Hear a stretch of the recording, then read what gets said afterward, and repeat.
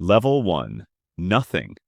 11 years ago, you were 26, living in your sister's garage, in exchange for cutting her grass and fixing her car when it broke, which was often. You'd dropped out of a community college business program 2 years earlier, not dramatically, just quietly stopped showing up. The way things end when you can't afford them anymore, and you're too proud to say so out loud. You were working for a man named Otto Farrow, 61 years old, ran a two-truck painting outfit, water towers, grain silos, the occasional bridge underside, the kind of jobs that pay well. Precisely because almost nobody's willing to hang 200 feet in the air in a harness to do them.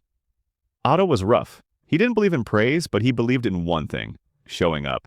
And you showed up. Every single day. 6 a.m. Even the mornings your truck barely started. You learned the trade the only way that trade gets learned? Badly at first. You ruined a coating job on a grain silo in your third month.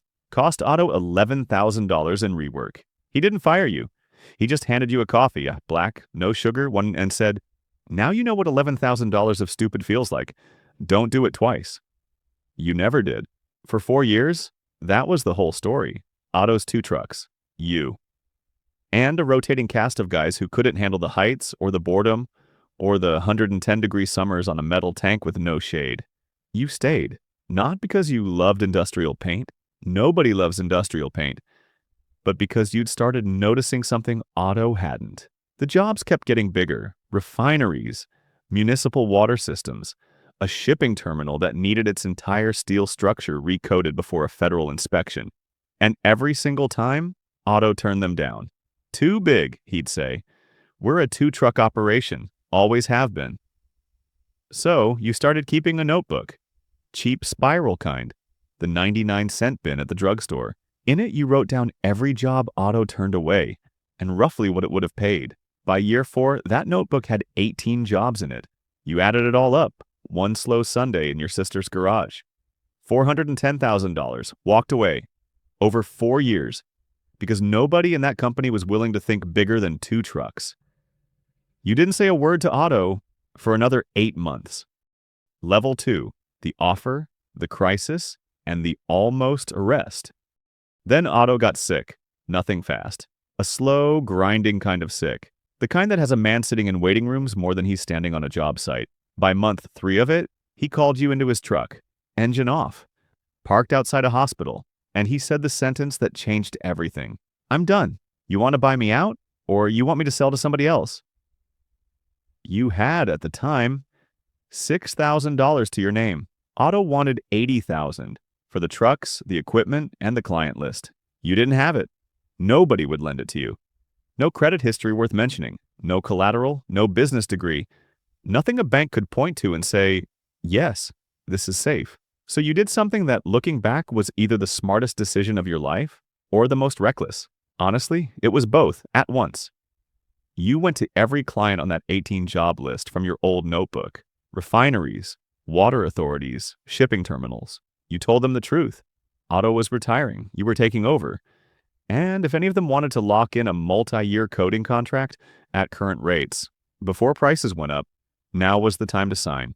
3 of them said yes. Not because they trusted a 29-year-old with a cracked windshield and no diploma. They said yes because you'd shown up on every single one of their job sites for years. On time, sober, careful. You'd never once cut a corner Otto would have noticed. Those 3 contracts combined gave you enough advance payment to put $55,000 down on Otto's business. He carried the rest as a loan, payable over 3 years, at an interest rate that, looking back, was basically an act of mercy from a dying man's business. You renamed it Farrow Industrial Coatings, kept his name on it on purpose, and went to work. 18 months in, you nearly lost everything. A municipal water tower job, your biggest contract yet, $400,000, got flagged mid-project by a state inspector who claimed your crew's containment system for lead paint removal violated EPA protocol. It didn't. You'd followed it to the letter. But the inspector had a grudge against Otto from 15 years back. Some old dispute neither of you even fully understood, and he was determined to make it your problem now. For 6 days, your equipment sat impounded, on site. 6 days of $140,000 in payroll and lease payments running, with zero income coming in.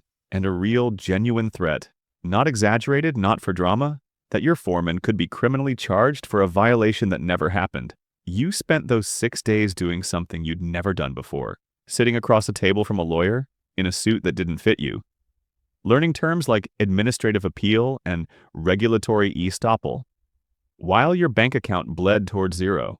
On day 6, at 11 at night, you found the actual containment logs, time-stamped, photographed, exactly as required, buried in a folder your foreman had saved, but never sent up the chain because nobody had ever asked him to.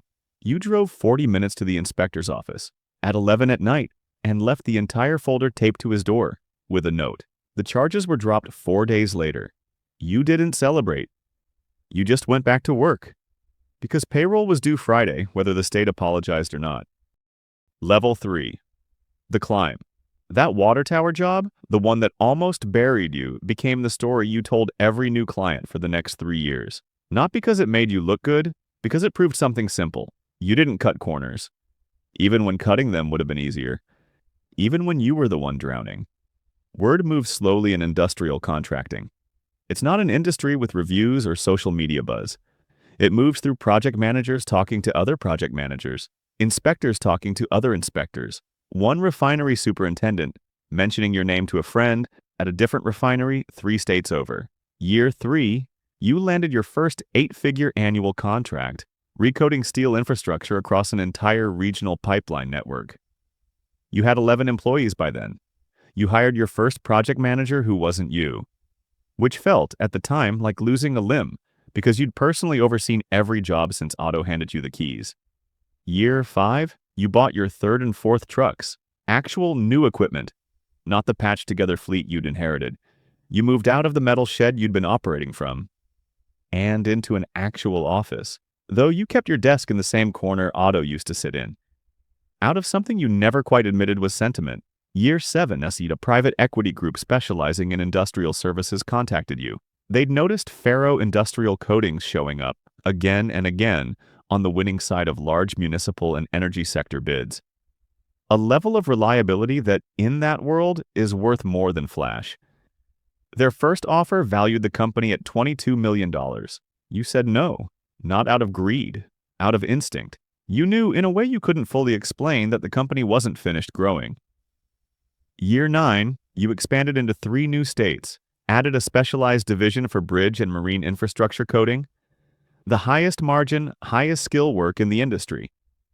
Grew revenue past $19 million a year. Year 11, the same private equity group came back. Different number this time, $70 million. You remember sitting in your truck, a new one now, though you'd kept the old Ford Ranger, the one with the cracked windshield, parked in your garage, unable to sell it, before walking into that conference room on the 14th floor. You thought about Otto. He'd passed 4 years earlier, but you still had that notebook, the 99-cent spiral one, water-stained now, sitting in a drawer in your office. $410,000 in jobs he'd turned away. You'd built, on top of the 2 trucks he sold you, out of exhaustion and illness, something that would have been unrecognizable to him, and something he would have, in his rough, wordless way, been proud of.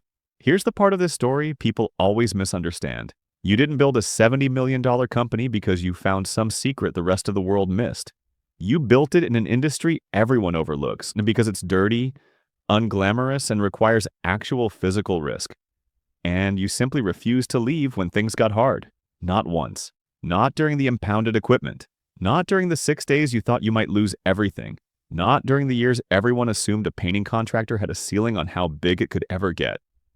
The money was never the barrier. Your willingness to stay in an uncomfortable, unglamorous business, past the point where everyone else quietly walked away, that was the actual asset the whole time. Most people are looking for the idea nobody else has thought of. Sometimes, the real opportunity is the one everybody's already looking straight past. Because it's boring, because it's hard, because it doesn't sound impressive at a dinner party. Thanks for watching. See you later.